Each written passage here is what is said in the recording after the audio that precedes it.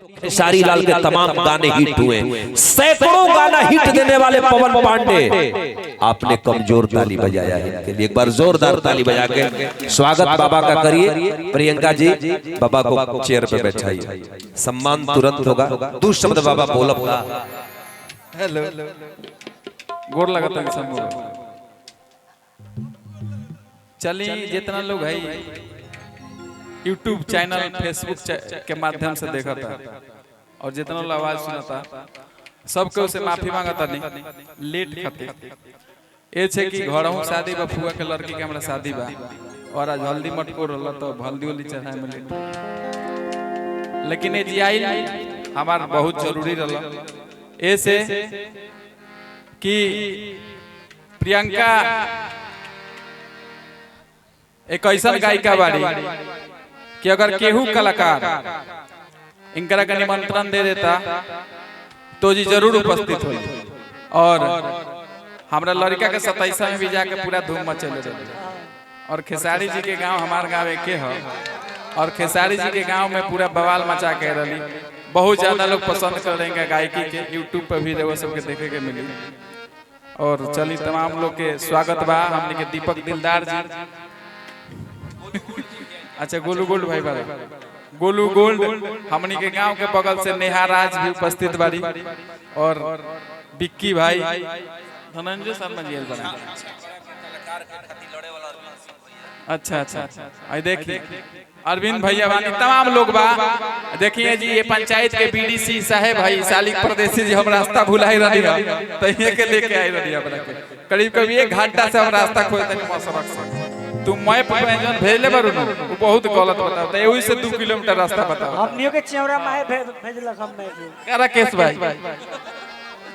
हां चलिए सब लोग आई लास्ट में एगो हमू गाना गा के जाए। पवन बाबा एगो रुआ से आग्रह करब, मोहम्मदपुर गांव में एगो आग्रह करब, मोहम्मदपुर के जनता के सामने एगो आग्रह करब।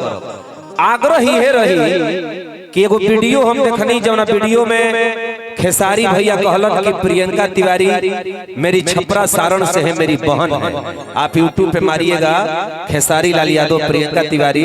खेसारी भैया ने प्रियंका के लिए बोला कि छपरा सारण की लड़की है, मेरी बहन है। तो आग्रह करब कि अभी ना आवे वाला समय में यदि मोहम्मदपुर के जनता के प्यार दुलार रही तो एगो बड़ा कार्यक्रम हमनी के करब जा स्कूल पे। हम निवेदन करब एक बार मोहम्मदपुर के गांव के तरफ से कि एक बार खेसारी भैया के भी पावे गांव में पड़े के चाहिए। हम ये आग्रह पवन बाबा से करब कि एक बार खेसारी भैया के भी आगमन रउआ द्वारा इजा होखे, जौना खातिर हमनी के जोर शोर से तैयारी करब। जरूर वादा बा, लेकिन एगो आप सबसे आग्रह बा जितना गांव के लोग बा हम शुक्रगुजार बानी अपना गांव के। हम धानाडी रसूलपुर चट्टी हम खेसारी जी और कृष्णा बेदर्दी जी तीनों आदमी एक ही गांव से बनी। फक्र बा हमने के गांव वाला लोग पर, हमने के जवार वाला लोग पर कि हमने के खुल के सपोर्ट कोई। अगर आज हमने के गांव के लोग सपोर्ट ना कोई रही तो आज खेसारी जी इतना बड़ा विश्व लेवल के आज दोहा कतर में प्रोग्राम करे गए बनी। कल प्रोग्राम दोहा कतर में सब लोग बॉम्बे से लेके इंटरनेशनल कलाकार बन गए, चाहे कृष्णा बेदर्दी जी हो, चाहे हम हो, चाहे खेसारी जी हो।